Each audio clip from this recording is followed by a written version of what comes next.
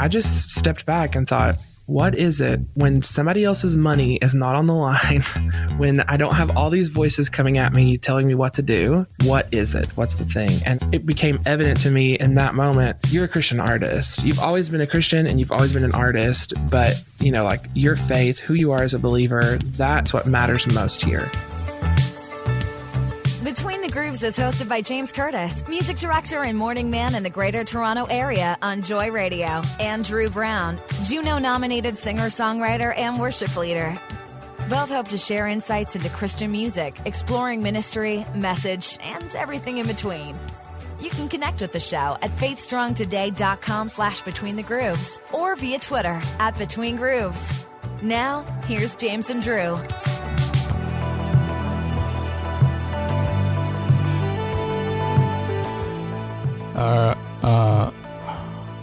Are you going to share?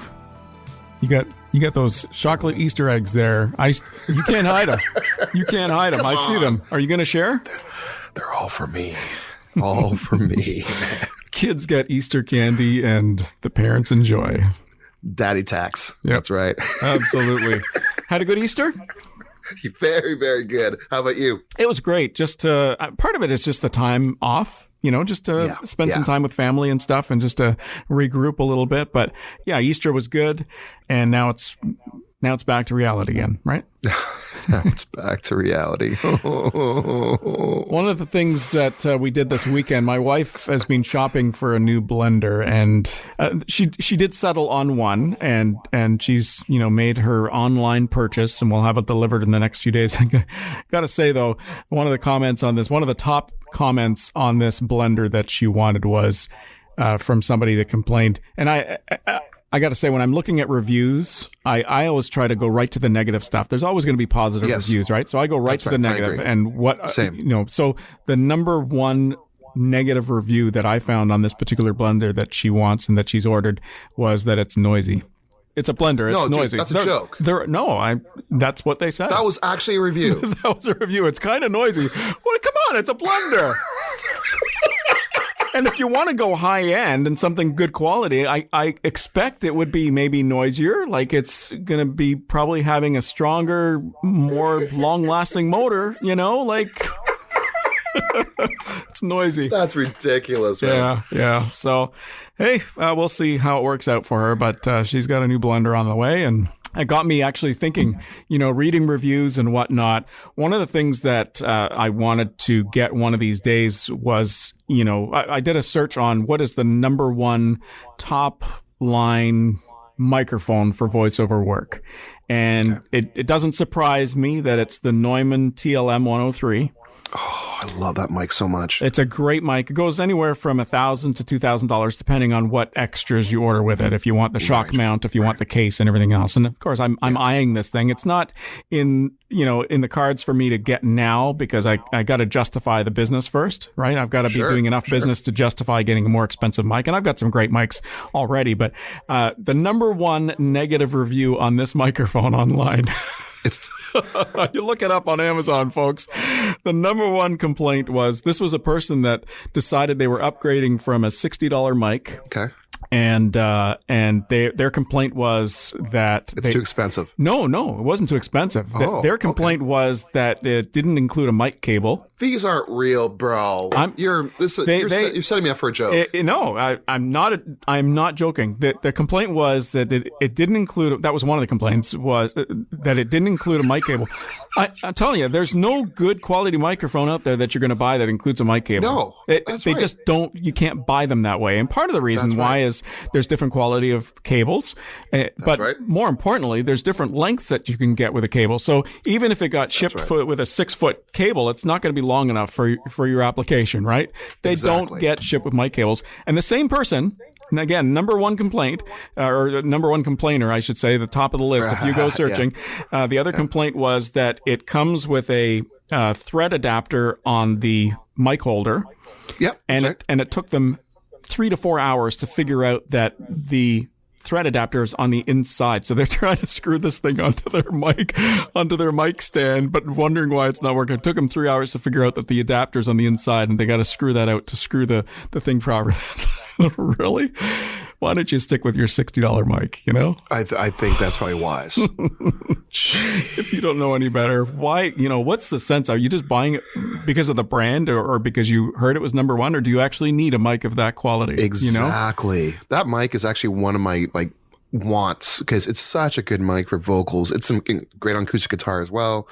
I have a buddy of mine who owns 2 vintage Neumann 69s, I think U69s. Yeah. And they are and they're more expensive. Yeah. I think it's $4,000 per mic. Yeah. And it's vintage, so it's probably even more than that. Yeah. So it's I think it's from the 60s. So it's and those mics sound good on everything. Drums, guitars, vocals, whatever. They're so good. You get what you pay for. Yeah. So you should get that mic, man. Get it today. Put on the credit card. Just get it today. Sure, no problem. I mean, if my wife can justify buying an expensive blender, I can just decide to buy an expensive mic. But what about you? What kind of gear do you have in your studio? Because you're doing production work all the time and obviously recording your own stuff.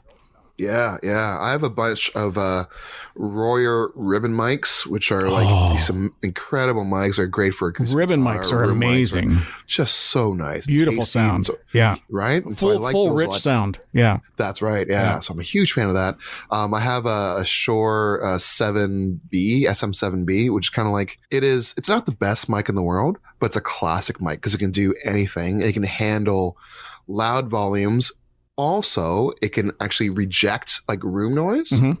And so it's great for if you're, working in a house, which I am, you can just set up a vocal mic and put it on and you get a nice clean signal. Look at a live worship recording. Yeah. You'll see a lot of these mics kicking around because they're just really great mics to use in any room. And then I have the usual basic Shure mics, but I have this one mic. Actually, I had 2 of them it's called Studio Projects. I know it sounds really bad, really cheesy. And it is. It's a pretty, it's a condenser mic. It's like a cheap knockoff of a Neumann. I've had this thing maybe almost 20 years. Mm-hmm. And it has done me so well. I can record anything with it. It sounds crisp and clear. It's not noisy. It's amazing. I think I bought it in 1999. Oh, really?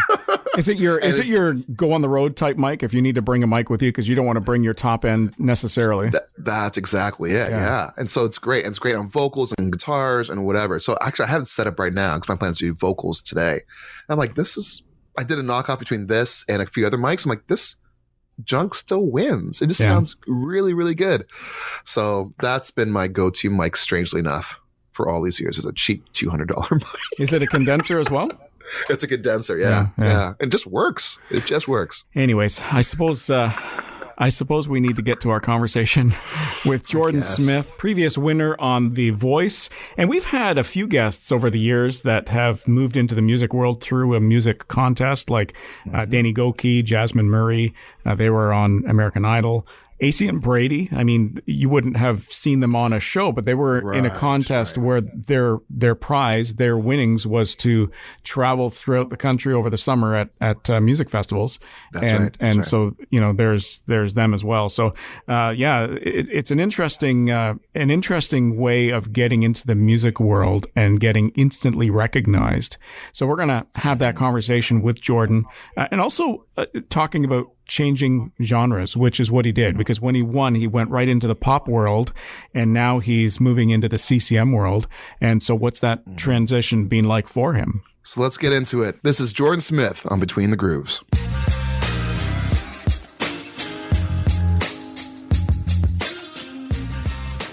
I'm going to try and keep my dogs from screaming their heads off in the background. I don't mind the dogs in the background, honestly. It makes this whole thing that much more interesting. There we go. It's great. Yeah. So I guess to get started, Jordan, I guess I should start with you, Drew. You mentioned to me that you've got some mutual friends with Jordan's. Yeah. And I hope I'm wrong. I'm sorry. I hope I'm not wrong about this. So a few years ago, I was in Nashville and some buddies they all shared a studio space. It was this legendary studio space in Franklin where Mute Math did their first record, and it was this amazing, amazing spot. And they were playing me some songs. And I was like, oh man, that guy's amazing. And he's like, yeah, he's one of the Voice guys. I'm like, really? And then all of a sudden, like, I don't know, not even a year later, you come up with this album or these songs. And I'm like, what's going on? So did you work with, Laring out of Franklin? Dwayne Laring? I'm sure I did. That sounded not too optimistic there. That sounded like maybe not. Wondering, No, I'm trying to think. Honestly, I've worked with so many people since then. If it was early days, then I was just like trying to hold on. Fair enough. There's so much that gets lost from those. So if it was like right after the show, then it was probably. It was. Like, are we talking like 2016? This would have been or 17. Yes, like around that time, I was basically being shot out of a cannon. Yes. And everything's just going by in a blur. I understand that. Yeah. That makes sense. Yeah, totally. So it's definitely probable. I feel horrible that I don't remember that specific name. Dude, it's totally cool. It was just so it's highly probable, to be honest. And were you like shopping around for a label at that time, or were you already signed? In 2016 years, that is. In 2016, I was signed. So whenever I won The Voice, I immediately signed with Republic Records out of New York. So it was like... Was that part of the prize? Yeah. Okay. Oh, wow. Yeah, it was a record deal. But the crazy thing about it is you sign the deal before you're ever like officially... Like that's part of your contract for the show. So whenever you're negotiating the record deal, everyone's sort of like... well, you probably won't ever have to even worry about this, so it's fine. Just sign it. Like only one person's gonna have to worry about it, and it's probably not gonna be you, so don't even worry about it. Right. And at that point, is there any negotiation even available to you, or is this there's this is here? So, yeah, there's a ton. Like we have lawyers and everything that are like negotiating this contract for us, and they've worked with the show before, so they know how it all works. So we have like really good representation as contestants. But you just sort of assume like, everyone's sort of telling you like, oh yeah, you'll never have to worry about this. It's fine. Just sign it. You want to be on the show. And then, one of us will do it, but it probably won't be you and it'll be fine. And so you're just kind of like, oh, okay, sure. I'll sign whatever. And then you get to the end and what are the odds? It is you. Right. And you're like, that's right. What did I sign up for 6 months ago? Right. So as far as winning The Voice is concerned, I mean, it's a music or a talent competition. And, we're talking music here. That must have been stressful. I mean, you're competing against other people. How would you compare the stress between going through that versus actually winning and then like, oh, now I've got all this other stuff ahead of me that I got to figure out? It's definitely two different forms of pressure, of stress, I think. On the show, you kind of become part of this machine. So it's like in the back of your mind, like in the beginning, you're like, this is really cool. It's a competition show. Like I've always seen this on TV and I'm part of it and it's exciting. But then as you get through it, you start to realize it really is like a job. And while you're a contestant and it's kind of about you, you're also part of this bigger machine that's just trying to make good television. Right. So by the end of it, you almost feel like you're just as much a part of it as everybody else. And you're like an actor in the show and you're doing the interviews and you want to give them good sound bites and you want to give them good performances so that the TV comes out great and they have great rating. Like you just feel like you're part of it. And they do a really good job of making you feel comfortable and making you feel totally supported in being yourself and being authentic. So that's a really positive thing about the show is like the atmosphere itself is very supportive. It's very encouraging, very uplifting. But at the same time, it is a TV show. So you're, like I said, you're part of the team that's making this thing happen. Whereas after the show, while the pressure of going out on stage and singing your face off to beat somebody else every week is kind of gone. So it doesn't feel as competitive. There's like a whole new set of challenges because now you're not just singing other people's songs every week and you're not just basing your success off of how well you sing, but how well you connect with an audience, what you say as an artist, who you are. And so it's like, it's flipped on its head almost because you have to instantly become used to now creating something that's your own and not just focusing on singing as good as you can, but focusing on capturing a moment or capturing, an experience that people are going to be able to relate to. It's a different set of challenges. And quite frankly, competing against the other noise in the industry that's out there, right? Because now, the competition in the show is one thing. It's a TV show people are watching, and you go from week to week having these competitions. It's kind of like a cookie cutter, process, really. And then it's, a process of elimination, and then hopefully you make it to the end. But again, like you say, it's a machine that works. And now you're out there, and now you're competing against other artists, other genres, everything. Yeah, you go from having this platform where you automatically have millions of people that are watching you every week, and you automatically have, that number of people going on and downloading the song, so you're automatically, that song's going to chart, to then you're not in front of everybody's faces every week. You're right. having to fight for your own spot. You're having to fight for your own platform, your voice to be heard, without this big machine of something like The Voice, which has, it was the number one reality television show for I don't know how many years. It's won I don't know how many Emmys. It's millions of viewers. So it's like, without that machine pushing you, there is a bit of a, I don't know, it feels kind of like a free fall. You're like, okay, is somebody going to catch me here, or am I just kind of on my own to make right. this happen? And let's talk a little bit about The Voice. Not that we want to get too involved in this part of your career, because that's all in the past. But I've always been curious, when somebody wins one of these music competitions, you're in front of judges. You're on TV. You're in front of millions of people, but essentially you're in front of judges that are in the industry that know what they're talking about. Is there any sort of relationship you have with them after you win? Like, are you still in touch with people that were part of The Voice, whether it be fellow contestants or the judges or whatnot? Yeah, I would say that what you see, I don't know how it is for all of the reality shows, but for The Voice specifically, what you see on television really is what it's like. So whenever you see the contestants connecting with the coaches, rehearsing with the coaches, that really does happen. Those are not just like fabricated things. Like, we actually do have rehearsals with the coaches. The coaches are very heavily involved in choosing our songs from week to week, the arrangements.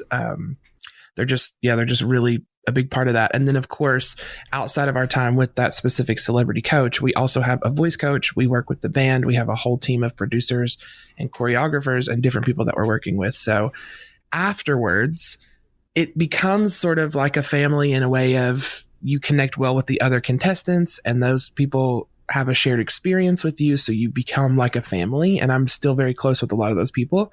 And then the team on the show, outside of the celebrity coaches, the producers and the voice coaches and things like that, I still, connect with all the time, because we just enjoyed working together and had a great time.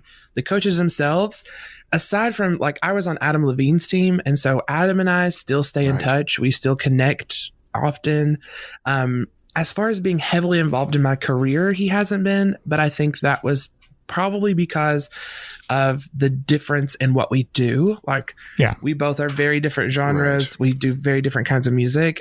He's always been supportive to, like, share my releases, and he's not afraid to, help me promote something. But as far as, like, being heavily involved, like as a producer or a featured artist or something, we're just in two different places as who we are as artists. But we do keep in touch and check in every once in a while. So we do still have that connection after the show. And I think with some of the other coaches, it's the same exact way, from what I've heard from friends that have been contestants in the past as well. That's really good to have someone like that, like, like on your phone. You know what I mean? Like, having someone, that kind of caliber of an artist sort of, in reach. What a gift.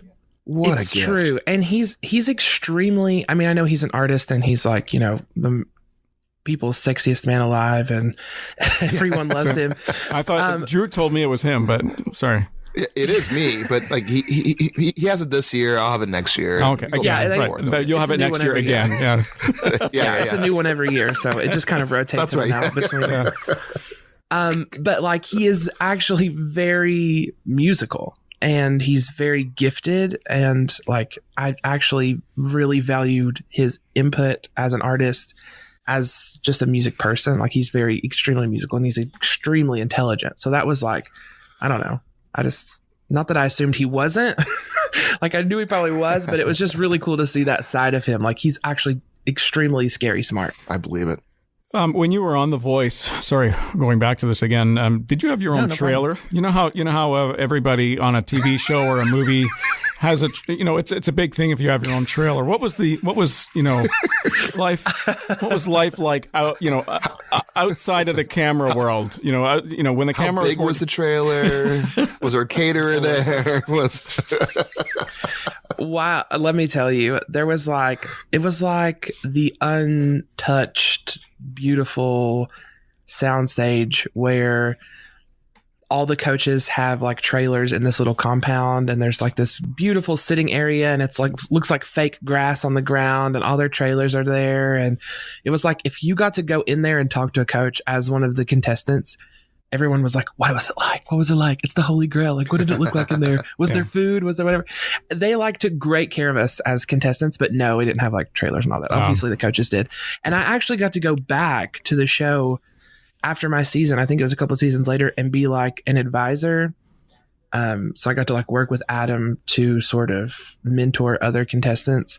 And then when I went back, I got to like sit in one of the spinny red chairs, and I got to have my own trailer with my name on it. And so that was pretty cool. But yeah, as a contestant, you just sort of are like kind of huddled together in the artist tent in the back lot, like, eating. Taking what you can get. I understand. Eating some cheese cubes and grapes. And yeah, you're just grateful to be there. So I'm curious about how, like, life after The Voice, like you're doing it, you're working it, you're releasing things. How much, like, because, okay, this sounds really negative, but hear me out. Like The Voice and American Idol, all these shows has such incredible energy and momentum and star power. Like, and so it's able to sort of really kind of keep these winners in the spotlight in a really cool way, just because the brand alone, let alone the talents of the artists. Are you finding that there's a lot more room for you to kind of like, do your thing? Are you able to, do you feel is there any further pressure from the show, or is it kind of like you are free to do your own thing? That's the question I'm trying to ask. Like, does all of a sudden The Voice say, hey, dude, we need more content from you? Or is it just a basic record deal where you can just do your own thing and talk to the record label? Are there subsequent contractual obligations? Right. That's a nice way of saying it. Yeah. Yeah. All right. Because I know it's a brand, and you got to sort of like, work within the brand. I assume. I don't know. I've never been, but I'm curious whether they have any sort of say in your future career, or it's just you and the record label. Yeah, that's actually that's actually a really good question. Even though it was extremely unclear, I think I got it. Here we go. Thank you. I'm just kidding. I'm totally kidding. No, tell it like it is. Yeah, I'm totally joking. It was clear as mud. No, I think just edit that out. Come on. This is a serious conversation, guys. We can't. No, it was good. It was good. If people think we're having fun here, they won't. Sorry. Yeah, they're going to be immediately turn it off. Yeah, so I'm trying to think of where to start. As far as contractual obligation to the show, that kind of ends. There's like a handoff. Whenever you win the show, there's a handoff between The Voice itself and the record label that is a part of like the winning deal, which is Republic Records, as of now. And right. I think sometimes that varies, like with country artists. I'm not sure if they go straight to Republic or if it's maybe like, an imprint or a different label under that umbrella. But for me, it was Republic Records. So there was definitely a handoff. Now, in my season, I think it was a bit unique because, not to say this in a bragging way, but pretty sure season 9 was like one of the biggest seasons of the show. That is bragging. That is definitely bragging. But it was.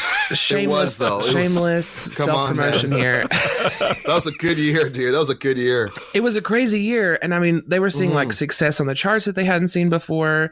Yeah. And like, I just remember waking up like every Monday and Tuesday and having like millions of views online.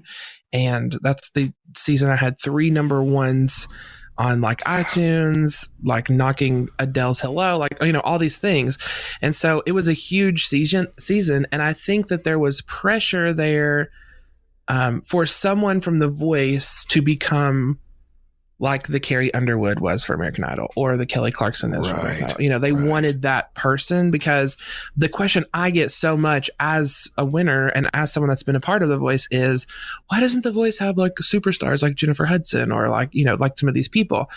And I think because of the setup of the show, I think there's a lot more attention on the coaches.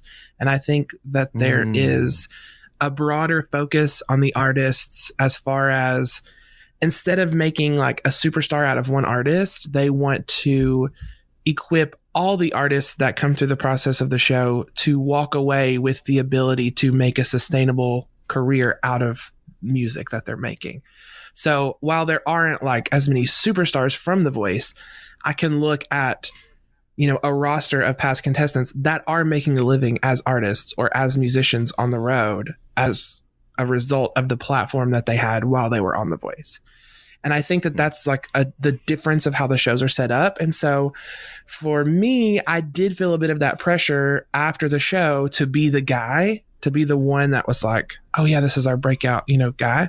So I did feel that pressure, but also support from The Voice. So they, you know, they sort of leaned into that as well. So while the contractual obligations aren't necessarily there, continuing on to go back and have to do things for the show, it's almost this symbiotic relationship that you want to, because the show itself is such a monster of a machine. It is such a huge platform.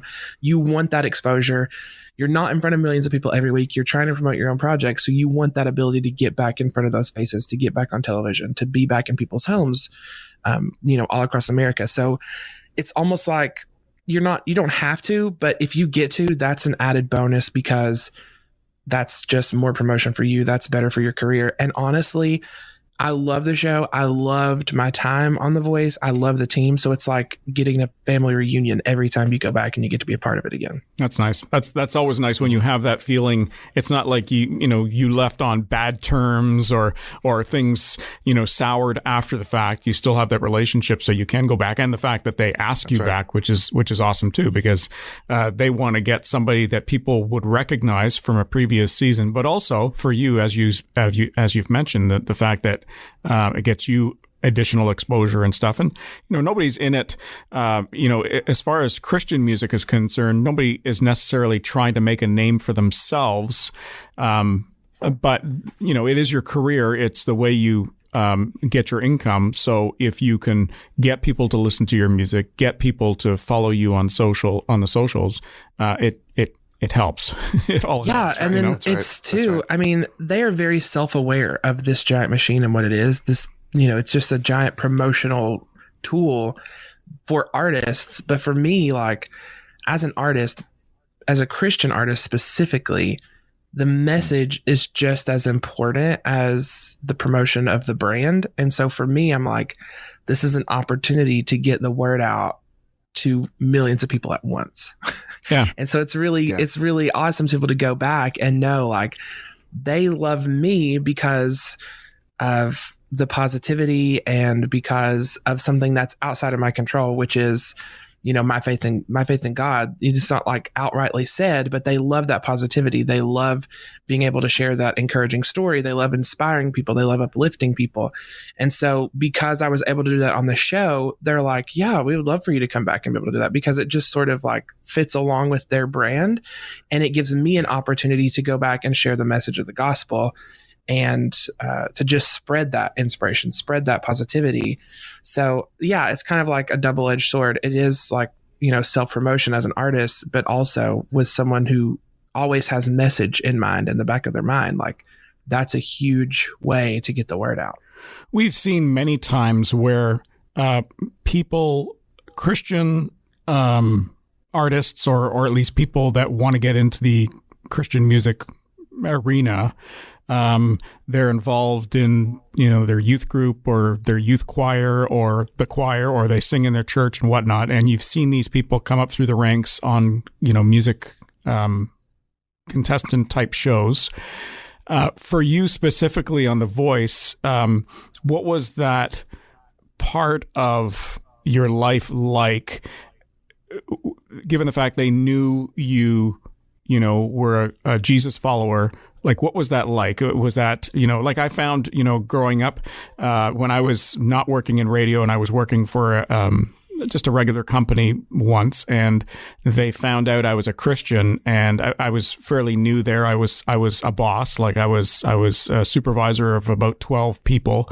And at one point, somebody found out that I was a Christian, not that I was hiding anything. It was just like, I'm not going to go and tell, well, by the way, I'm your boss and I'm a Christian. I didn't do anything like that. So they find out I'm a Christian. And then, there was this one employee who swore all the time. And then as soon as I guess he found out that I was a Christian, his comment, like he swore and it was in front of me. He says, "Oh, sorry, I shouldn't be swearing around you." Like, you shouldn't be swearing around anybody, but me specifically. He just said that because he recognized what my faith was, and he was trying to respect me in that. So what was it like for you being a Christian on The Voice? Like, other people, different backgrounds, different lifestyles, different belief systems. What was it like for you? It was definitely something I was concerned about going into the process, because if you know anything about me, I'm from a super small town in Kentucky. I grew up in a little mountain church in the Appalachian Mountains, about 40 people on a good Sunday. We just were having a good old time with just little family church.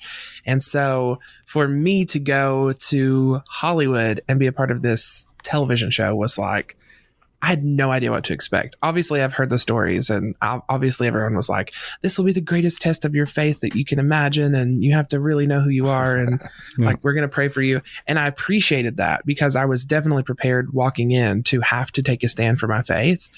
And what I found was the complete opposite, actually. Number one, my season specifically, and I think that's probably this way in a lot of seasons, but on season 9 specifically, so many of the contestants were believers that it was insane. Like, one of our contestant outings one day was we went to Hillsong Church in LA. Oh, nice. And so it was like a group of like 60 or 80 people, and we were sequestered at the time. So there were people that weren't even believers that were just like, yeah, we want to get out and go somewhere. So they came to church with us. It was like amazing to see. And it was something that we asked for as contestants. And the show was like, yeah, if you guys want to all go, like, we'll put you on a bus and we'll take you. It was extremely amazing.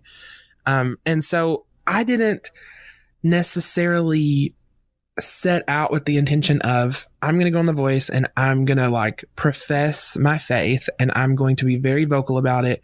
And if they don't like it, I'm going to fight for it and deal with it. I was just like, you know what? I'm going to be myself. And it just like, my faith is such a big part of who I am. It's always been sort of at the forefront of who we were as a family growing up. I was heavily involved in church and the music in my church. I was just there all the time. Every time the doors open, I was in church. And so it was just a huge part of who I was. So my relationship with God just sort of found its way out of me, I guess. And I would find myself talking about it in interviews in a really genuine way. And then I would go watch the show, and those segments would make it into the show. And then, 1 week comes along and I get a lot of credit for singing the song Great Is Thy Faithfulness, the hymn. And a lot of people come up to me still to this day and they say, thank you for taking that stand for your faith on The Voice. And I have to be honest with them and say, to let you know, I didn't even choose that song for myself. It was Adam that chose that song for me. Really?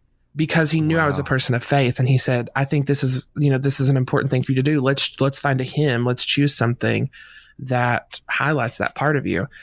And it just so happened that the same week that I sang that song was the week of the Paris bombing in 2015. And so that's right. We had no idea what was happening. And we had an opening to the show that was like a moment of silence in memoriam to the Paris bombing. And then we closed the show with me singing Great Is Thy Faithfulness. And that was the first week that one of the songs went to number 1. It just exploded. And that was nothing that we could have planned. It just happened. And looking back, I'm like, of course, that was like, God's hand at work all along. But it was just like, I was just doing what came naturally. I was just being authentic. And the show is all about that authenticity. So it was, if I had another part of me that was so prevalent, if it wasn't my faith, if it was something else, for some people, like, it's their sexuality and they really highlight that story on the show. Or some people have overcome like crazy medical issues in their lives, or they suffer with disease, and they really highlight that on the show. And for me, my faith was just that overarching theme throughout my life that ended up being highlighted in my story. That's awesome. The way that the backstory, because you're right. Every time there's a contestant, as soon as they start moving up, there's got to be some kind of backstory behind. That's part of the show, right? I do got to say though, I'm really impressed. I mean, what you've said there about Adam selecting the song, that says a lot about his character as well. It really does. Yeah, because it was something he didn't even really understand or he didn't connect with personally, but he knew I connected with it as an artist, and that listeners would also connect with it. He knew it was something that everybody would sort of have this shared experience of hearing that song on the show. Yeah, a whole new level of respect right there. There you go. So, you're welcome. Mr. Smith, we talk about you as a singer, but we haven't actually talked about you as a writer yet. We haven't even leaned into that part of your life. And I know that you wrote that track for the Deadpool movie, Deadpool 2. How did that happen, bro? Because that song is one of my favorite Celine songs. So how did that happen? Honestly, I sometimes I'm just like, I don't even know how it happened, to be honest with you. It's a brilliant track. Well, the funny thing about that song, thank you. I appreciate that. The funny thing about that song, I will just be honest with you. Number one, it's like a direct scripture reference when it says, let beauty come out of ashes. That comes directly from scripture. So it's just funny, the context that it ended up, being in. But when we wrote the song, I remember when we wrote the song, it was an idea I brought into the session with a couple other writers, and we worked on it and made a demo, and I walked away and I was like, well, that went terribly.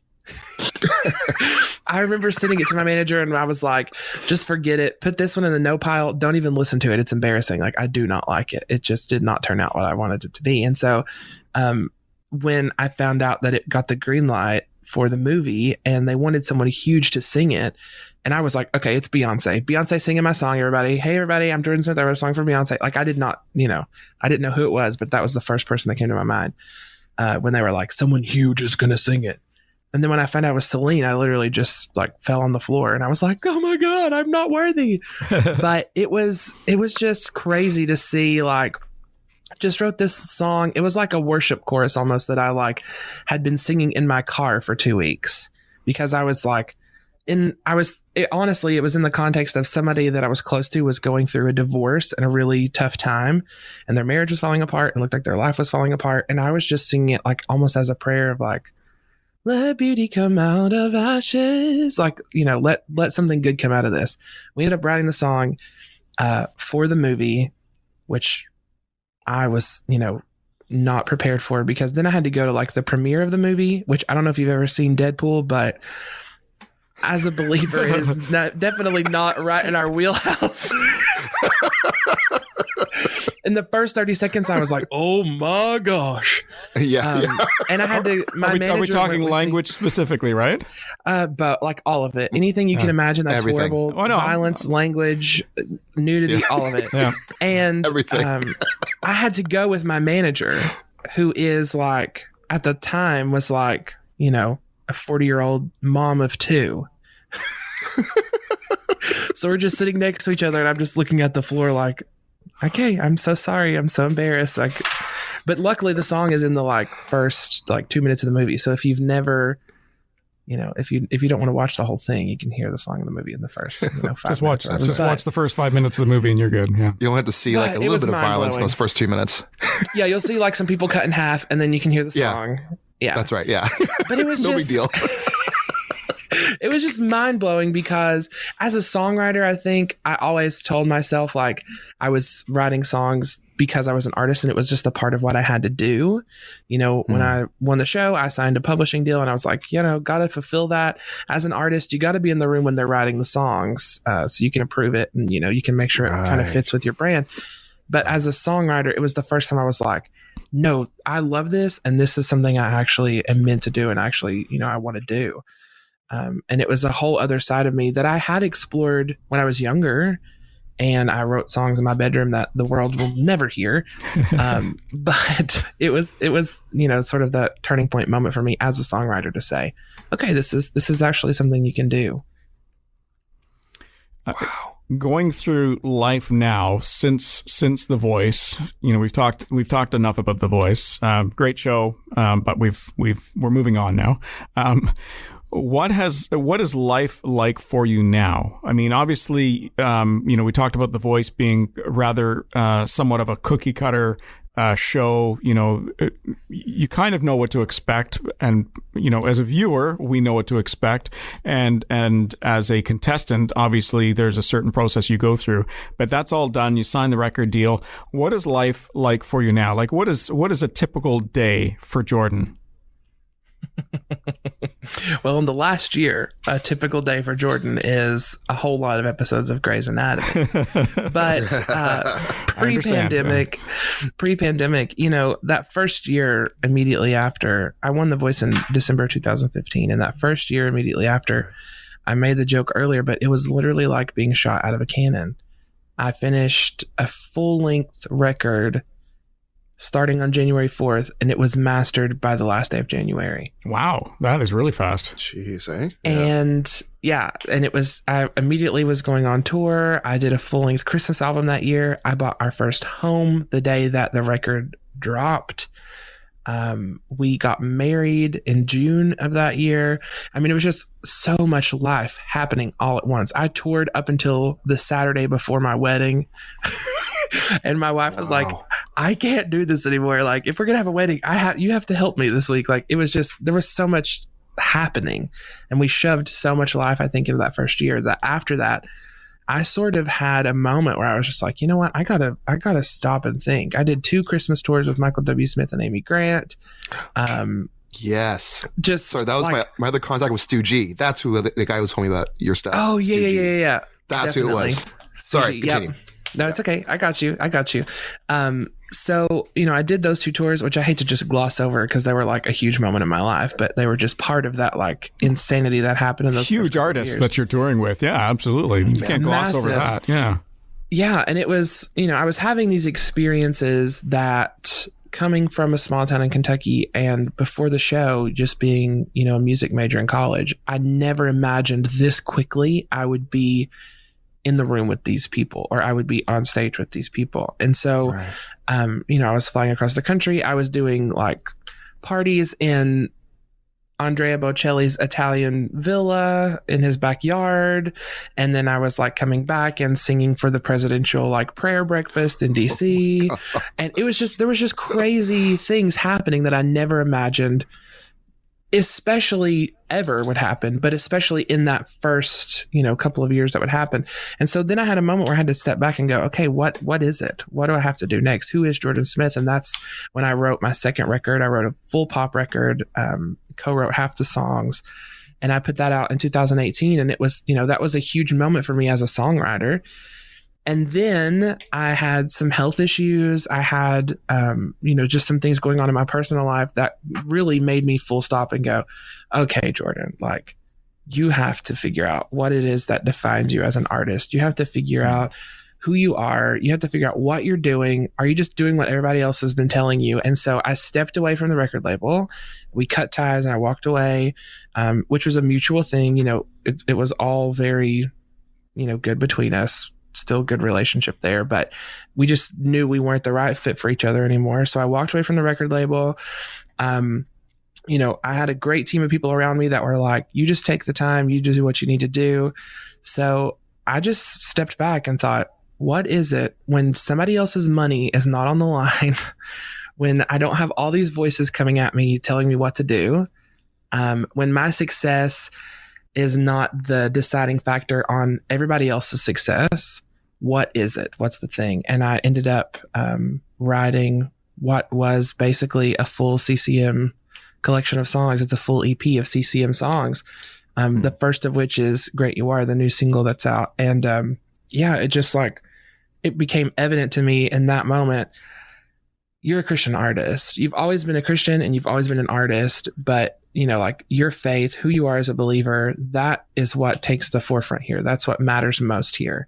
And when I just went into the studio and I created, like it's this, as I was talking about with the song Ashes that Celine sang, when I just went in the studio and I didn't have a purpose behind what I was writing, when I just wrote, that song came out and it was totally a song based on scripture. It was totally a song that at the heart of it is a song of worship.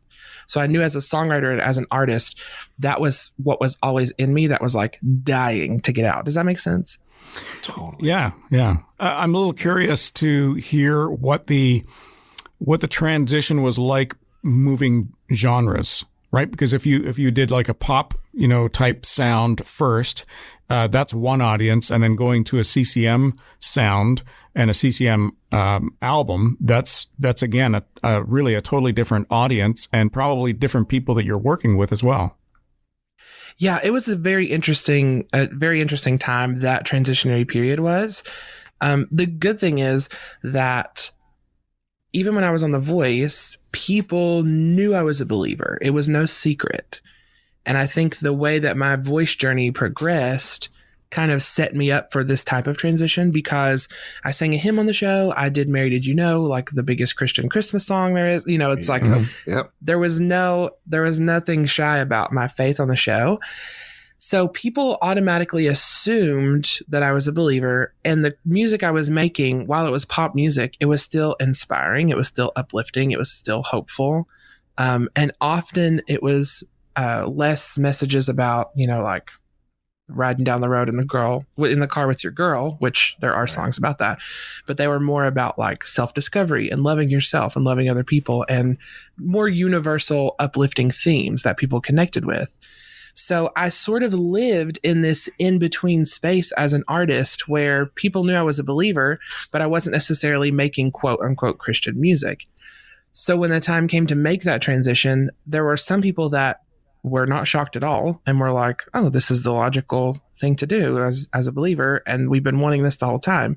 And then there are some people who are totally outside of the faith world who have completely different belief systems than me that are fans or that I work with, that I am shocked at how open they are and accepting they are of this next step. Like, I sort of expected some pushback from my team or some pushback from, some of my fans. And they're just here for it because it's genuine and it's authentic. And I think they just crave that.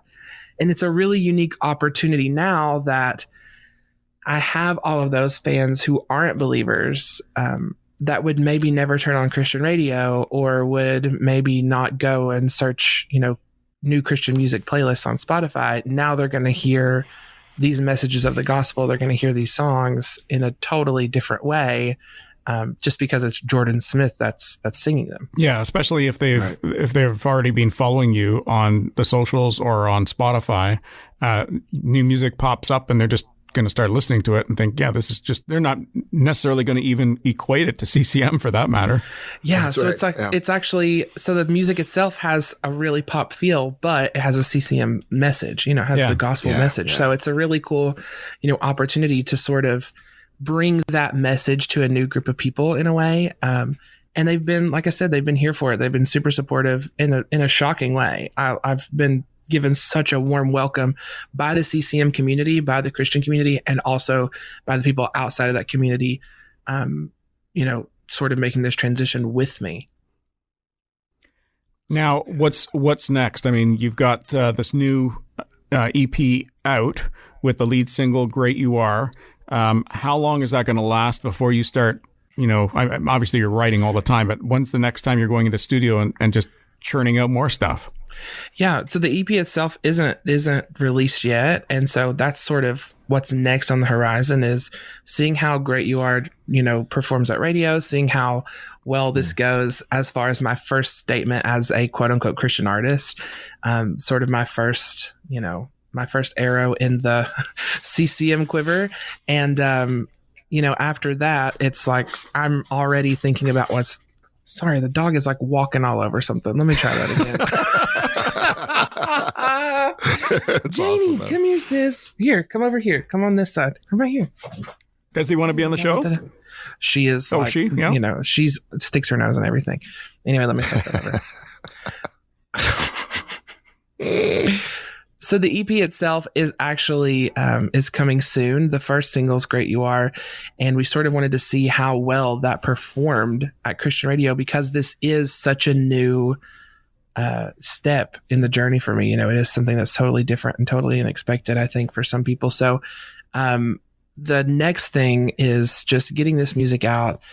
I've had it in me for literally years. This music has been written. Some of it has been written for over 2 years. And so I'm just like at the point now where I'm excited to share these songs with the world.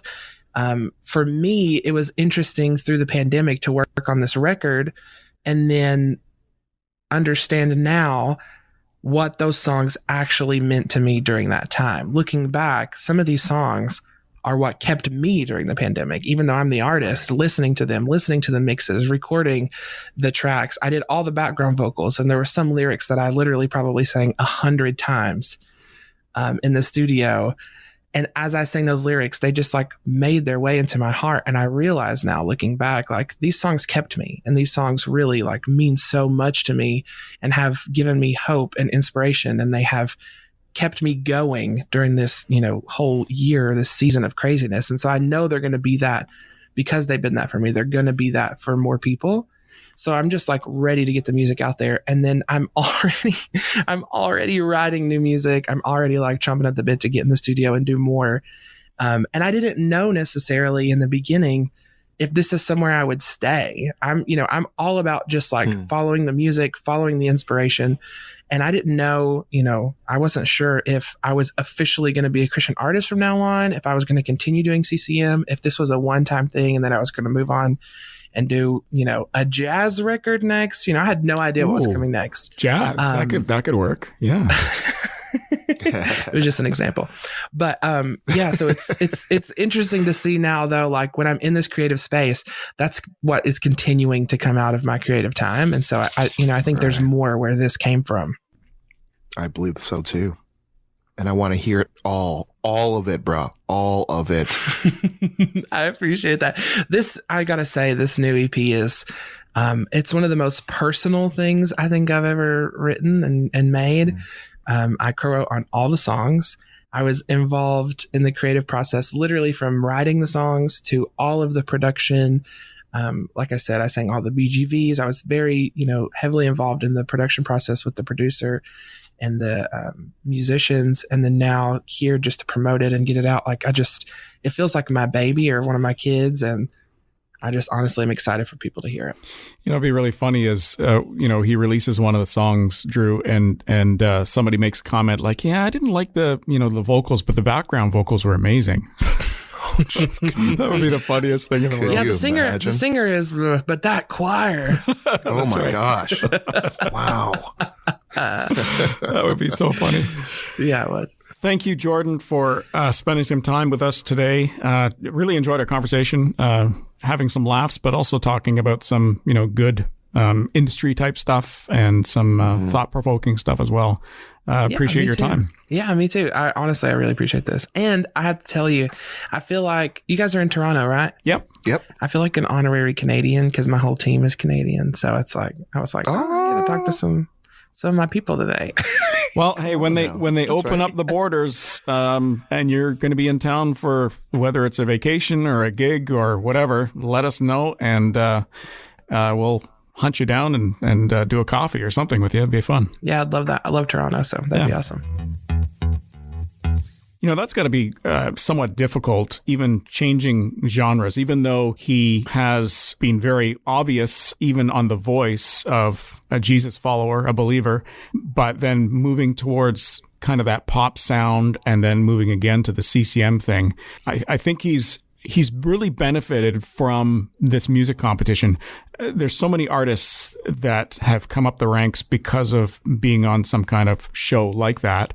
I'm actually just thinking of Jamie Grace right now. I mean, she was already a recognized artist, and now she's gone back onto American Idol, and she's going to Hollywood, which is kind of amazing. So it'd be kind of cool to see her back in the limelight a little bit and doing the music thing after getting married and having a baby and whatnot. But going back to Jordan, I think it's incredible the journeys he's had and the opportunities he's had.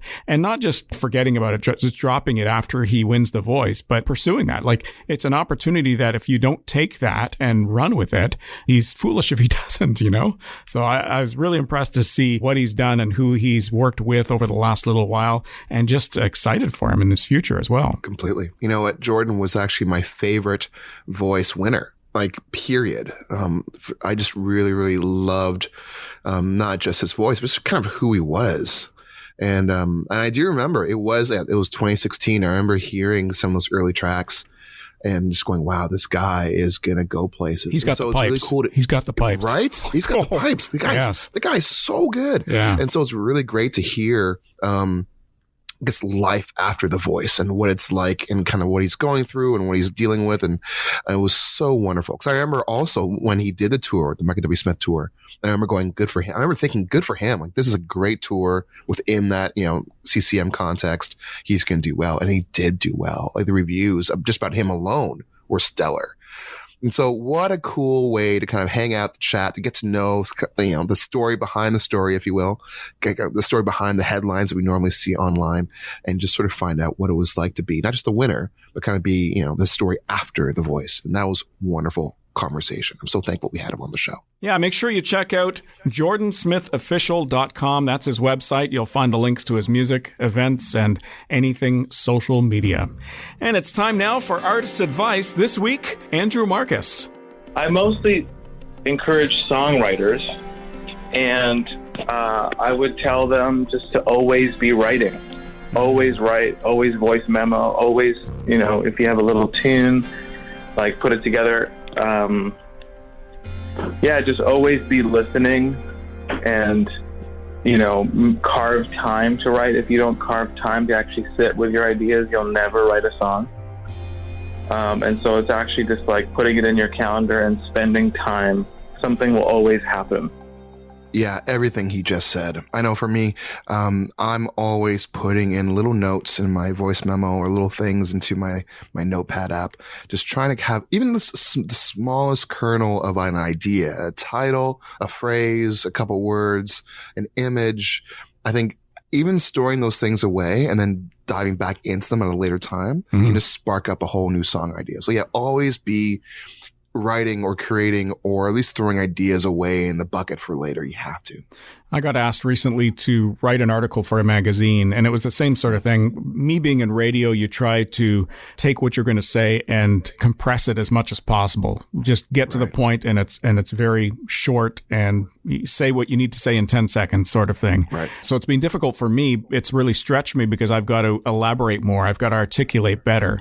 So taking that, and, you know, it really does tie in so well with the conversation that we had with Jordan as well, because Jordan was mentioning that he's written so many songs, many that may not ever see the light of day. But the fact is, you're still creating, you're continually writing, you're continually improving your craft. And all of that just improves you as an artist as well. So that's right. That's exactly right, man. That is it for this week's episode of Between the Grooves. We do appreciate you listening. We thank you for subscribing, and we appreciate all the ratings and the reviews. That just continues to help us reach more people. Make sure you check out the podcast every week. New episodes dropping every Monday. Don't forget, you can find us online on Twitter and on Facebook at Between Grooves. Hit us up there, follow us, all that kind of stuff. You can find out about new podcasts coming out. Maybe you can even throw some ideas for future guests we should invite on the show. Thanks for listening, and catch you next time on Between the Grooves, a podcast from faithstrongtoday.com.